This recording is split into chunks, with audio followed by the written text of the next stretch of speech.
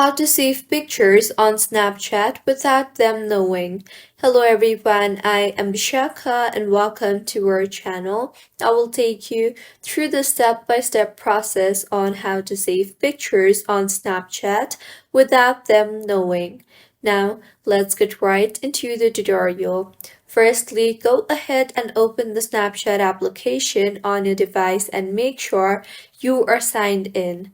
And if not, then go ahead and sign yourself in. And once signed in, go ahead and open the snap that you want to save without them knowing.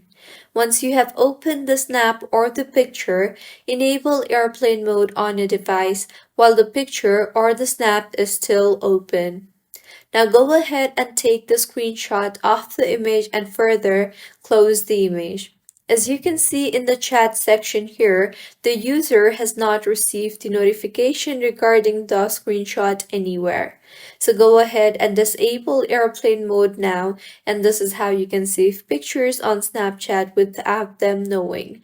If you find this tutorial helpful, please make sure to like the video and do subscribe to our channel for more contents like this. Thank you for staying with us until the end.